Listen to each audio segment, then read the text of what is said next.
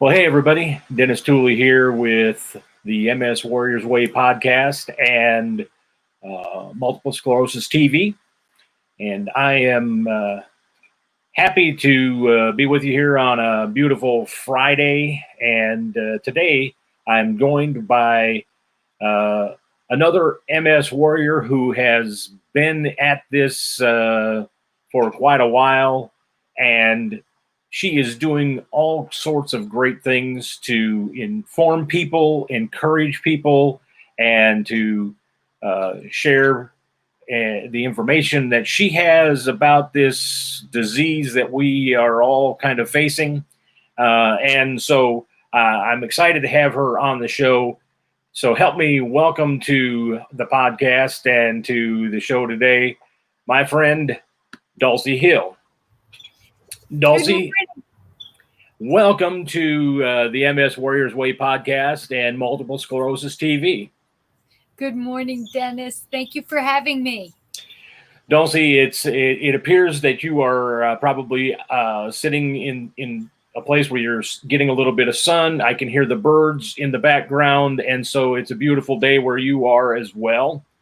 And so tell me a little bit about when did you find out, or how? Let's go back to maybe how you found out that that you were going to be joining the MS club. There wasn't an MS club when I had my first symptoms. People in 1984, people were dying from the disease, and you would see people on scooters or people in wheelchairs, and you dreaded it. It was a death sentence. You did not want to get MS. My first symptoms, I used to have numb patches on my skin. And my mom used to, I come from a European hardy family. She used to say, they're growing pains. So I thought they were growing pains there. So when I was, after I first got married, there's a lot of things that happened. I ended up getting optic neuritis, a long story. A military doctor said, I went in for something that was unrelated. And then the military doctor said, do you have anything else wrong with you? And I said, well, I have growing pains. I was 24. And she says, what are you talking about? And I said, well, I've got this numb patch. You would know that as paresthesia there. That's like, it's similar to the sensation that is altered there. That's a common MS symptom. Well, this doctor looked at me, rolled her eyes, and said, I'm getting you to a neurologist right away because that's not growing pains. Something's wrong with that. Right. And it was a total of 6 weeks. MRI, spinal tap. I was diagnosed, went over to the University of Pennsylvania for a second opinion, textbook MS. Now this was in... from 1984, I was finally diagnosed in 93, and the very first medication, BetaSarin, was approved for that. There used to be a lottery to get on that medication, but because I was married to an Air Force pilot, they were able to get me on it right away. That was terrible on me. So you were diagnosed at the early stages where prior to that, there was no treatment whatsoever. I mean, they would treat symptoms, but they didn't. BetaSarin was the first of the disease modifying drugs that were approved by the FDA to actually treat multiple sclerosis. Is that right? Correct. And what was terrible is it was before the internet. I remember my Air Force neurologist left Madigan in New Jersey, and he transferred. They were phasing McGuire Air Force Base down in Fort Lewis. They were phasing it down, and I had a new general practitioner. It was a black doctor. I loved him, Rodney.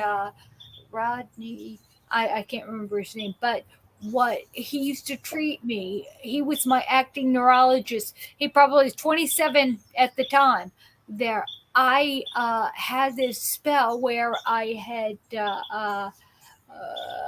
trigeminal neuralgia. That is I have many videos there. I have a couple videos. It's when you have the stabbing pain, and it's like a cluster headache. I didn't know what was happening. All I know is that I ended up in the emergency room more times over the course of a week, and I was listed as a drug addict. They kept giving me Demerol, which didn't help. It kind of dulled the sensation, but it didn't help. So what I did is I went down to the local library and I sat there and I had medical books all spread out because my doctor didn't know what was wrong with me. Right. And he was prescribing Demerol. Everybody couldn't label it there. And they were just prescribing me that, and I found that it was tic douloureux. It was called a type of headache that involved the seventh cranial nerve.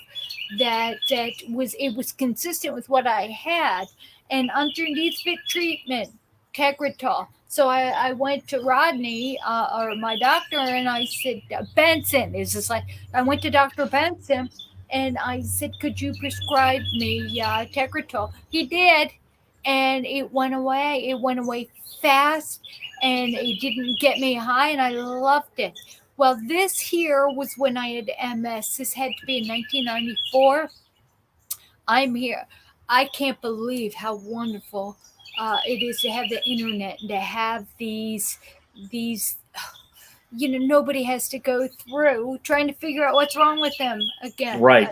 I just, God is good. Go ahead. I remember in 93 when I was diagnosed, everybody was walking around. BetaSarin was inexistent, and everybody kept saying, you are diagnosed at the perfect time for MS. And that's not true. I look now, and every time I hear of somebody being diagnosed now, and I get emails for people who are scared and they're diagnosed, and I say, you are diagnosed at the greatest time ever to be diagnosed with MS. Right. Yeah. I know I wasn't diagnosed until 2003.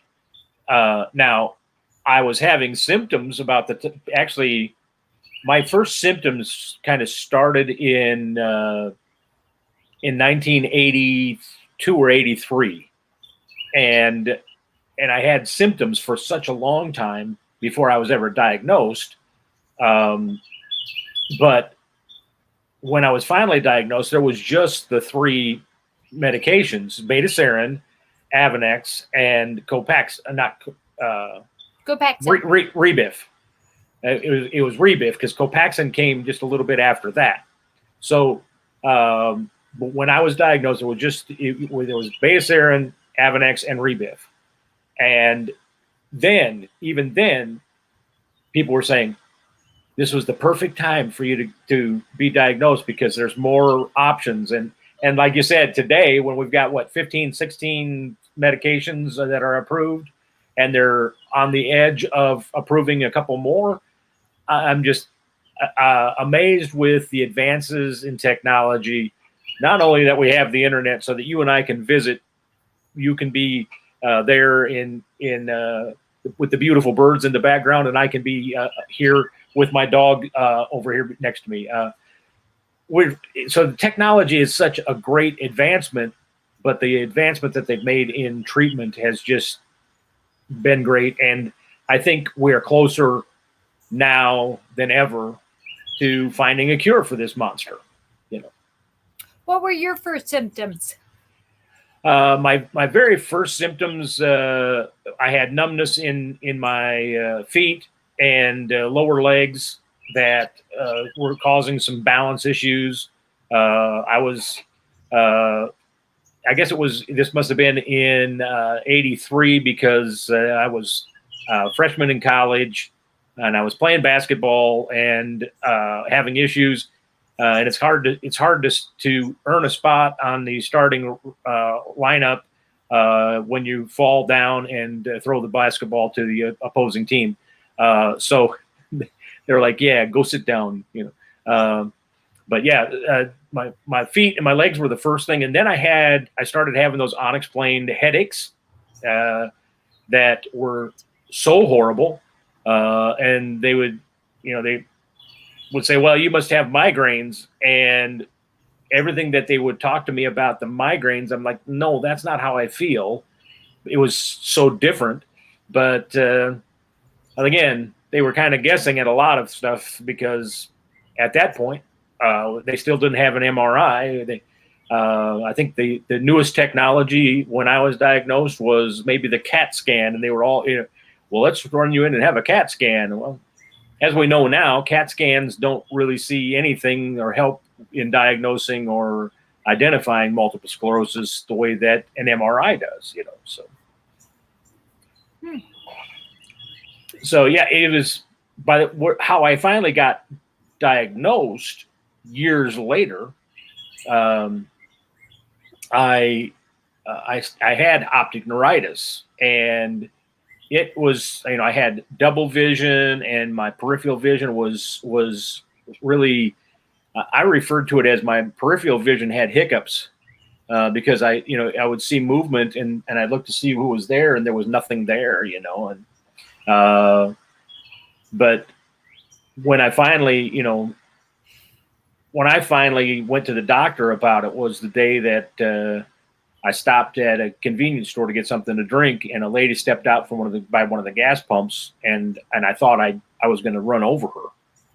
And I jumped out of my truck, and I was like apologizing for almost killing her, and she looked at me like I was crazy. She was like, "You weren't anywhere close to me, go away, you crazy fat man," and so I realized maybe I wasn't that close to killing her, but I thought I was, and I couldn't trust my vision anymore. And that's when I went to my general practitioner doctor and said something's not right, and he started piecing together my medical history and seeing the pieces that were starting to connect. And so he ordered the MRI and the spinal tap.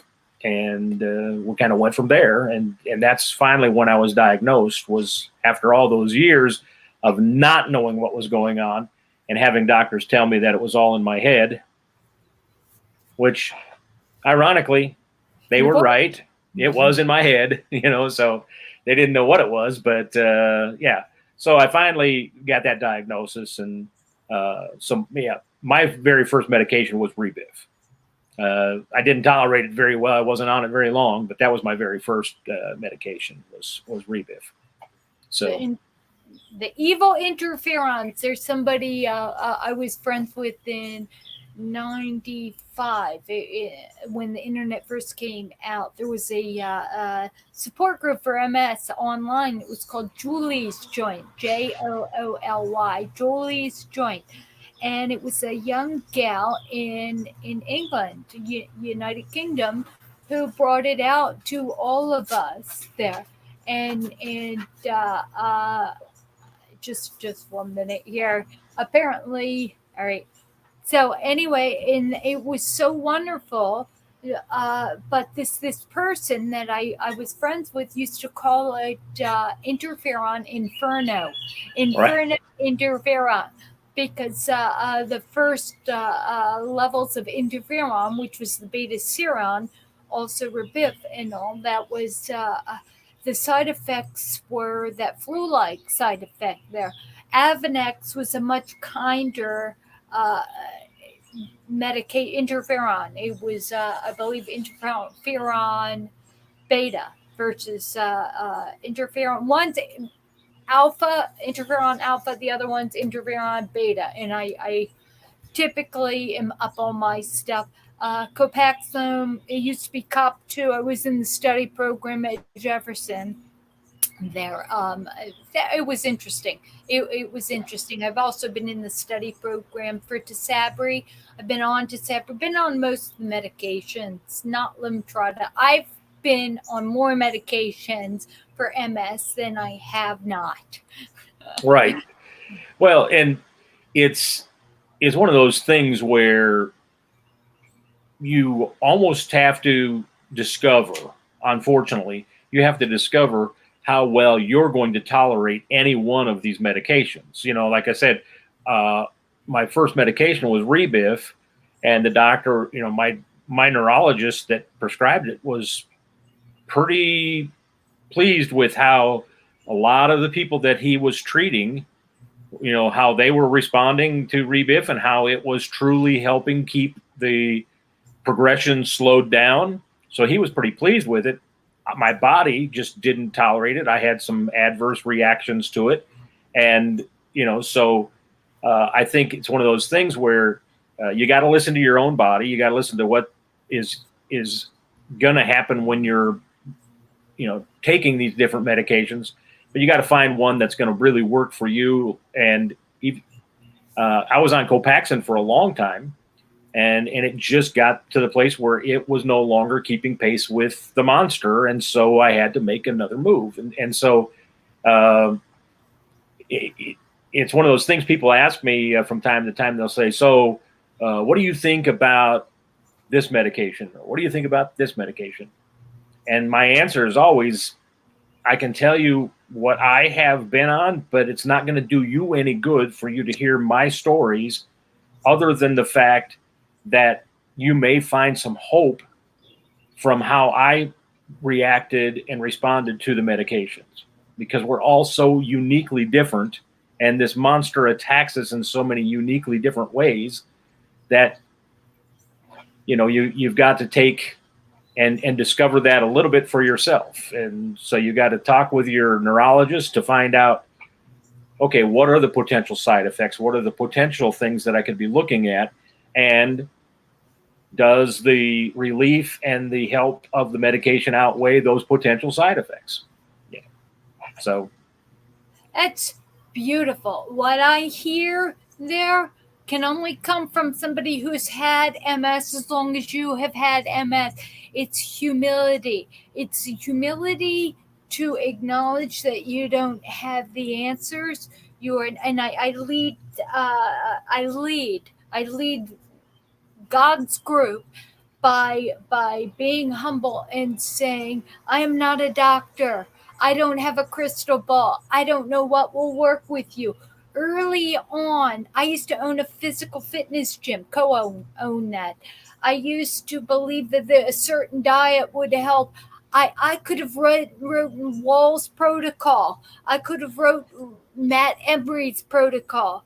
I could have done everything with knowledge to say, look, this is how great. I have an active, very aggressive disease. 34 years I've had MS, and I can tell you the first 15 I knew what would help you.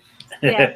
And God brought me to my knees and humbled me, and I laughed. I used to brag about my eyesight. I can't see you. I need my glasses, and I need to go like this in order to see. I can't see, but you know what? I look at life as an impressionistic painting now. I had this screened-in back porch put on because I don't like bugs there, and it's got a ceiling fan there.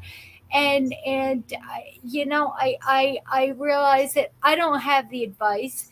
I run MS Live. It's a YouTube channel that people go to, and I'm not the expert. I only host there, and I try to impart a little bit of knowledge I have based on my experiences. But everybody chats on the right and supports each other. I'm not the star, and I've evolved to being humble to say whenever young people they email me, I get berated. I get nasty emails from people who tell me, well, this works for me. I don't need you. This is the way to cure MS. It's like I don't want you to need me. Other people may need you. Other people may need to know what is working for you right now, and what works for you may not work for everybody. I Right. love what you said, because we've been humbled. We've been humbled.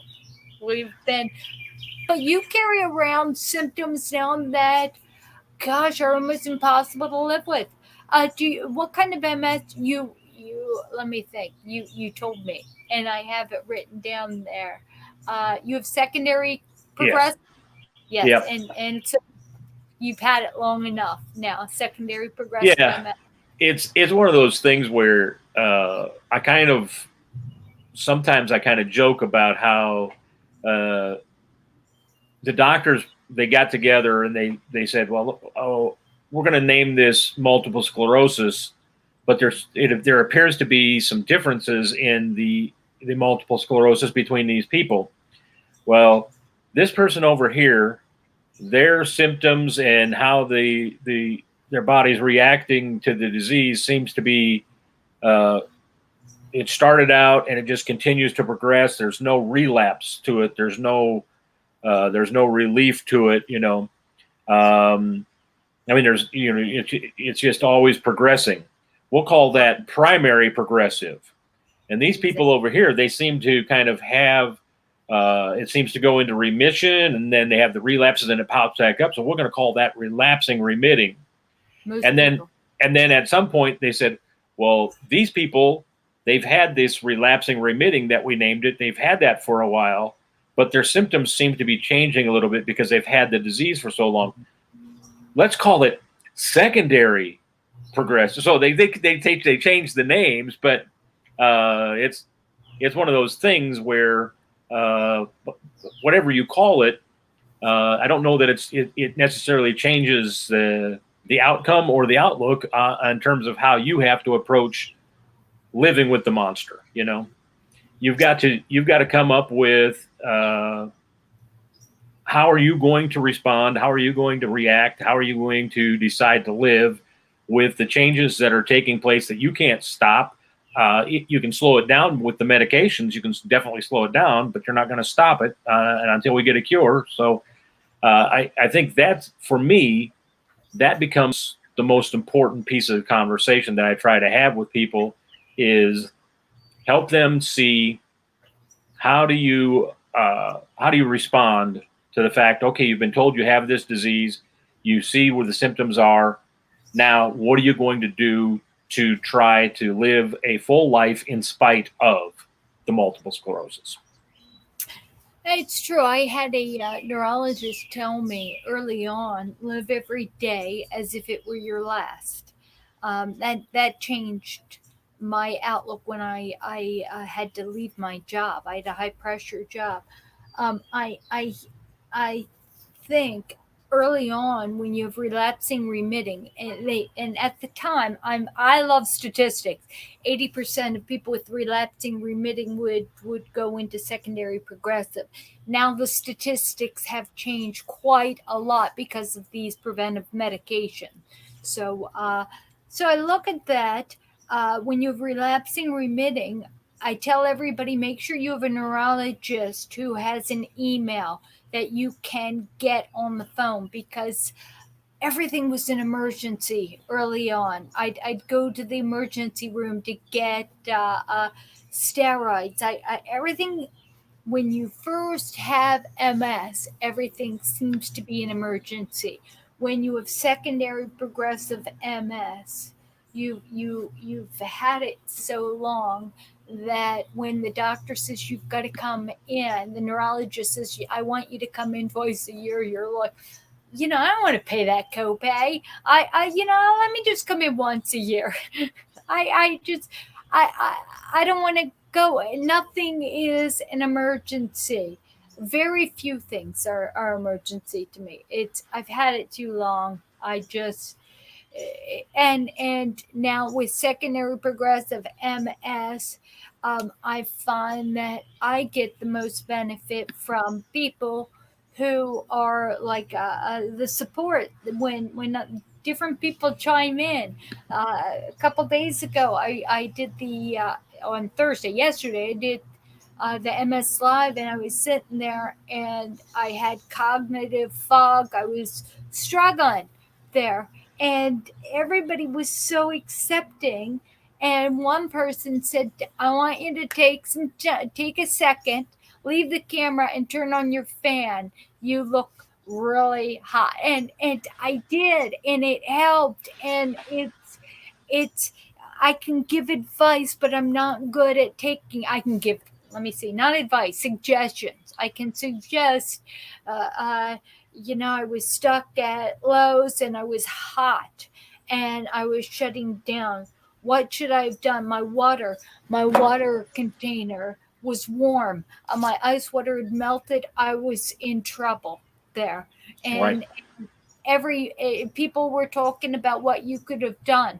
That the most important thing I could have done is got out of the car instead of the air conditioning, poured it over my head, and cooled down, because everybody with MS knows the hotter we get, the more those nerves swell, the larger the holes get, the less conductive those nerves are, and the more crippled. You Right. can't walk. When you're cool, you can walk better. When you're hot, you might not be able to walk at all. Yeah, the heat just exaggerates the inflammation that we are battling already. And anytime you see that inflammation enhanced and it's causing more problems, you're going to have greater issues. You're going to fatigue a whole lot faster. You're going to have issues walking and processing everything, just because that inflammation is just going to wreak havoc on your system. So in fact, I've got. I don't think I've released the video yet on Multiple Sclerosis TV, my YouTube channel. But I'm getting ready to release a video on heat and MS, and to talk about what are some things that you can do. And I was involved in your session the other day, where we talked about what do you do when you get overheated, and we were talking, and you were talking about pouring water on your head, and there are so many different things that you can do, but you've got to think ahead, so you're planning for it, And that was the thing that I thought was interesting about the conversation that was going on in the chat while you were talking about, some of the things that you were struggling with that day, and how you were just kind of at your end. You had all of the heat issues going on, and you were like, what could I have done? And then people were saying, well, you should pack an ice box and take some ice and put water in. And I was like, yeah, if we think ahead and we plan ahead, we have those things. We take our cooler, we put it in the car. So if we're going someplace, okay, I got a cooler with some ice and some cold water. So if I have issues, I have a way to help myself. It's when we don't think ahead and we don't plan ahead that we end up with problems, so. Brilliant. It's hindsight. What is the saying? Hindsight is always 20/20. At the time, I was looking for. I've had this too long not to know what to do, and I found myself in trouble. And God has allowed me to be humble. A lot of people saw that I was in trouble. Somebody loaded my plant. Somebody put my walker in the car. Somebody helped me check out. People are angels there. That was fine. But the immediate thing to do wasn't getting in the car with the air. The immediate thing to do, I needed someone with MS to say, get out of the car and pour the water over your head. Because I need people like you to not tell me how to pre-plan, but what to do in case of emergency, break glass. And that's what we do in MS Live. And what is so beautiful is I have a list of everybody, because it's a prayer list. I ask everybody, tell me who you are, what type of MS you have, where you live, and what medication you're on. And I run the statistics. most people have secondary progressive MS. And the people who don't, who have relapsing remitting, the average age is 55, but it ranges from 28 up to 78 there. And I look at that and I think these people with relapsing remitting that can benefit from you, Dennis, or from me saying, in case of emergency, break glass. All right, your legs are dead and you're hot. What can you do? You've fallen. How do you get up? It's just we need to know these emergency things because going to our spouses, our neighbor, family, and making them understand what kind of trouble we are in is not going to help us. Going Right. to you, if I go to you and you say, "All right, have you considered putting your brakes on your walker?" But did you have your brakes on before you fell? And I'd say, no, I didn't. I didn't. And that's probably why I fell. Somebody without MS there, if they say, did you have your brakes on? You're like, you don't get it. Shut up. You don't get it. I only Dennis can tell me to put my brakes on without me being back off. When I Right. get information from you, it's like getting wood from Home Depot. If I get information from somebody who doesn't have MS, it's like getting bread from Home Depot. I don't know whether you follow. Well, I will say, my wife, she has two different jobs. Her part-time job, she works for Menards, which is much like a Home Depot, much like a Lowe's. It's a Midwest. I think they're based out of Milwaukee area, so it's kind of a Midwest thing. But you go to Menards, and they sell everything. You can buy bread at Menards, which is really weird, But so that analogy works really well if your place doesn't sell food items, and so no. Here's what I want to ask you. When you find people looking for answers, there are more places available now than ever to find those answers. But when people are coming to you with questions, how many of the questions are you seeing about understanding the technical side of the disease? How do we get this disease and that? Or are your questions more, how do I deal with the daily grind of this disease? What are the questions more likely to come to you? Tell me about how the disease is explained medically, or how do I deal with this in my daily living? What a wonderful question. It's a very insightful question. I have to categorize that. And the type of person I am and what I feel I'm called to do there. And I'm not called to answer everybody's questions. So there's a lot of people without MS that come up to me and ask me about MS because I believe it or not, I don't have tattoos. I don't have a T-shirt. I do have a sign on the back of my car that says MS Frontiers. I'm visible. People look at me and know something's wrong with me. People who are around MS know right away I have MS because we all walk a certain way. We have signs there.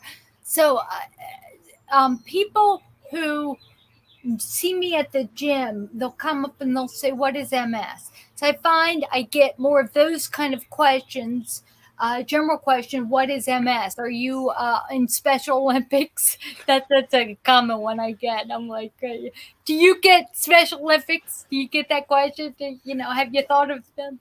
Yeah, it's the one I always love is they'll say, "Oh, you have MS, so you're one of Jerry's kids." I know.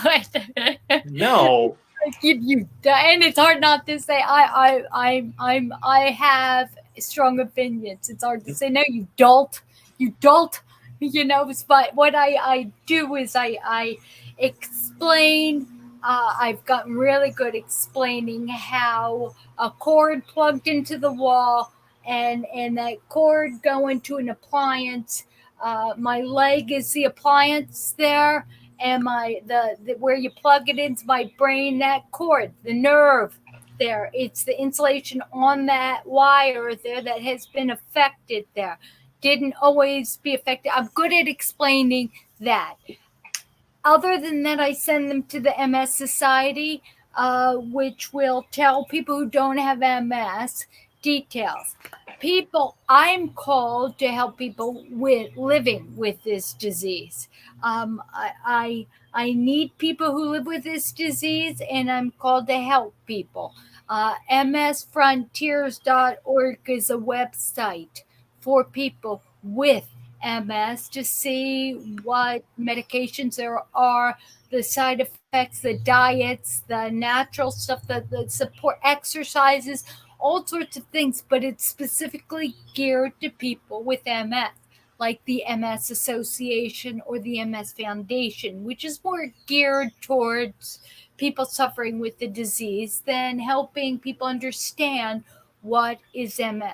The internet is full of people trying to get a MS awareness. I'm not about a MS awareness. In fact, I don't even care if you understand MS. The goggles, the there used to be booths at fairs. Find out what it feels like to have MS.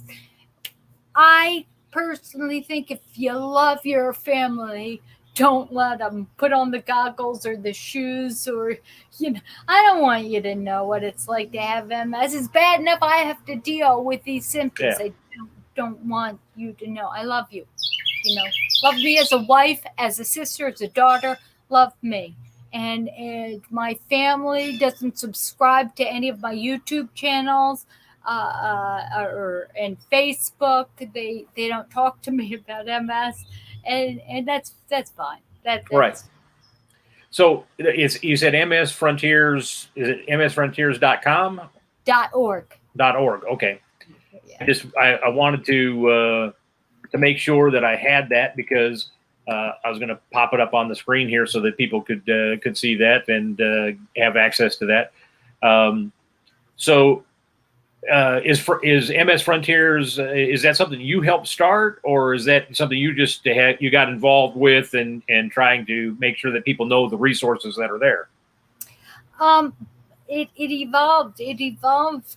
In fact, if you go to my YouTube channel, you'll see, maybe 10 years ago, I didn't even know I had a camera on my computer, and I was sitting there, and I did a testimony about my evolution of MS, and it was a red hot mess. And I remember looking at it at the time and loathing it. And yet now I look back at 10 years ago and I think no makeup, no anything. And it's beautiful. And I could walk then. I could walk a heck of a lot easier. So to answer your question is that it started with a YouTube channel. Then what happened is my minor is in pharmacology and health. There, I love researching medicines. I like getting into the weeds. Whenever I go to the neurologist, I interview the neurologist about evolving fronts on frontiers with MS, and I go to Johns Hopkins, so it's wonderful. Right. To be able to do that. Well, I decided that I wanted to start posting that in a forum on Facebook, which I didn't. I just started a group there. All of a sudden, people with MS started joining there, and I started publishing the research that I discovered. So it evolved to MS Frontiers there, because it was the frontiers. I just named it Frontiers because it was the frontier of research there. So all of a sudden, 3,000 people later, 2,000, it evolved. It evolved. There was one of my partners, people volunteer, and she wanted to take it political, and I said, no, it can't be political. And even now, it can't be political with what's going on there. We have about 6 different volunteers, and they run branches formats. One is MS Frontiers Personal Share. That's Debbie Harris, and that's her support group, and that is for people with MS to talk about the daily grind. You can post the medication you're on. You can talk how you're feeling, symptoms, anything goes. You can post an emoji. That's okay. Can't do that in MS Frontiers Medical Share, because all that is for medical problems, medical reasons. It tends to be for people with medical. There's MS Frontier Secondary Progressive, run by Judy Kerfoot. She's got that group. Cheryl Watkins runs primary MS Frontiers Primary Progressive. There's MS Frontiers Exercise. And there is also MS Frontiers Diet Nutrition, run by Z Zanks there, and exercise is run by Reluka. She is actually in Czechoslovakia, or the former Czech Republic, I should say. There, I'm dating myself, but anyway, it evolved that way. So that, and then all of a sudden, I wanted to post. I have experience in my life of doing web pages, so I wanted to put everything that I had been learning on a website there. So I'm the founder of MS Frontiers, but I'll tell you what, I've been humbled enough to realize that God's worked through me. And when I took my name off everything and gave it to you guys, to all of us, it's not me. It's not me. Because I promise you, Dennis, everything in life, in my soon to be 52 years of life, that I have gone to achieve, I've failed at. I have failed. Based on the Lord, He wants something to happen through me, and I take my life out of it. I take Dulci out of it and say, God, use me as you will, and let me touch the lives or comfort the lives of those who come and happen to see me. I succeed. msfrontiers.org. It's all hugely successful. Money comes in to fund it. We don't incorporate as a nonprofit because it only takes $2,500 every 3 years to keep it going, and we all volunteer. Well, and that's the thing that I keep going back to when I'm talking with people is when you do something like that, that it isn't for you. It isn't just to say, well, I'm going to do this because it'll make me feel important. But you truly, you put that together because you wanted to help others. And when we put our attention on helping others and lifting others up, the interesting thing is our situations and our issues don't seem to be as bad. They're still there, but they don't seem to be as bad when we're focused on helping others. And interestingly enough, when I spend my time lifting somebody up, eventually I'm getting higher in every place that I'm going, because I have to go to a higher plane if I'm lifting somebody up. And so one of my constant challenges to people, particularly people with MS who are discouraged and they're I can't do anything anymore. What are you doing to help others? That's my first question I ask, because when you focus on helping others, yes, your situation is not going to magically change, but when you're not focused on it, things don't seem so bad, and you're going to a better place because you're helping other people to a better place. You're absolutely right. What is the old saying, or the old advice? If you start feeling down about yourself, you can't get enough stuff to make you happy. Volunteer at a soup kitchen. But likewise, Dennis, it's bizarre. People will not always remember what you say, but they'll always remember how you make them feel. Right. And if they look in my eyes, if they look in your eyes there, they'll feel the love we have for them, the love I believe that God has for them. And there are many people who are going to watch this, because I'm going to publish this on my channel as well. There's many people who will watch this and will feel the love. They'll be brought to watch this because they're in pain, and they'll feel the love. And what do you and I want? Ultimately, we want them to join us in touching the lives of other people who have this disease, because we all have a story.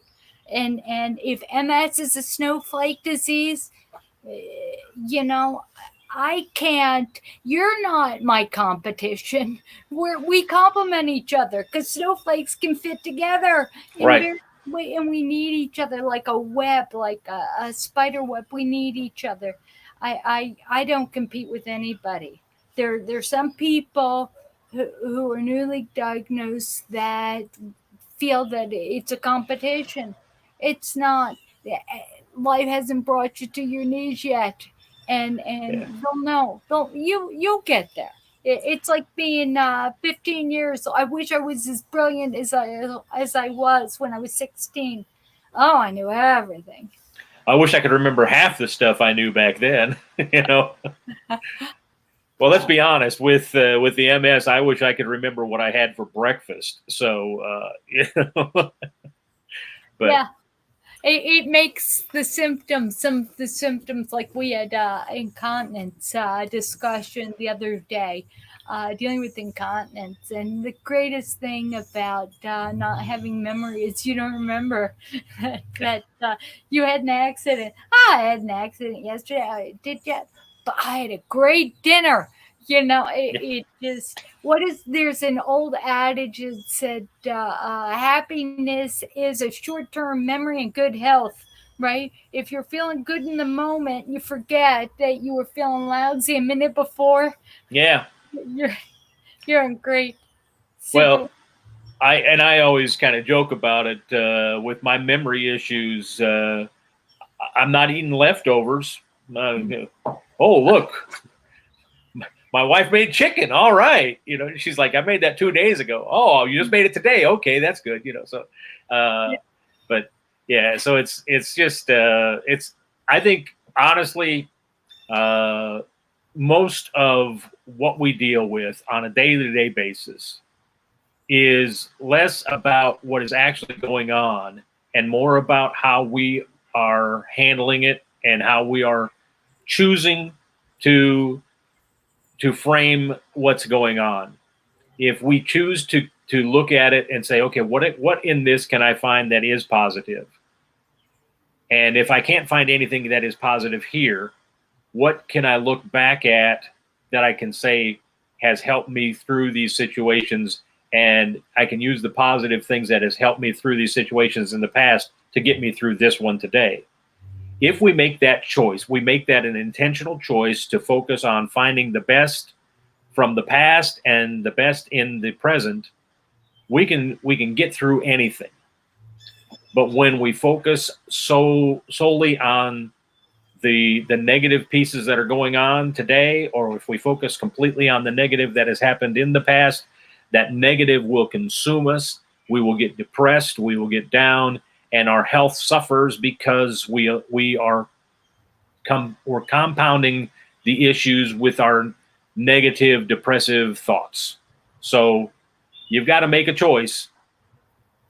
And You then know, Abraham Lincoln once said, everybody is as happy as they make up their minds to be. exactly. You can change the way you are. Simply, everybody's got two ways to think of all things, and making gratitude lists, especially in this atmosphere with what's going on there. We are at such an advantage of being tried and tested with having to be positive despite what's going on in our bodies, that now we can look outside of our bodies and see what's going on with riots and protests and all, and say, can't let's count the blessings that people ought to have. And people are in pain, which is why there's craziness going on. It's pain, and it's pain. It's they're focusing on the negative, trying to get positive Yeah. through doing things that are negative. Even but and I look at us, if we can demonstrate, we're going to whistle zippity doo dah, despite walking emperor's clothes, right? All right, we're naked and we're walking through the town and everybody's looking at us. If we are convinced we are wearing the finest golden clothes there, then it's all attitude. There's been proof that people can heal themselves based on thinking they're healed. And I've often told neurologists, do me a favor and give me a sugar pill and tell me to cure MS. They won't lie to me in that way. They won't lie Yeah. to me in that way. But I wish it would, because the mind is so strong. Right. And that's it. It's one of the things that I am constantly challenging people is to choose to have the mindset that is going to take you to a better place and help you be in a better place. One of my favorite sayings that you'll hear me say quite often: we're not born winners, we're not born losers, we are born choosers, and we choose how we're going to approach every situation. We choose how we're going to respond to every situation, and we get to choose the mindset that we're going to go forward with.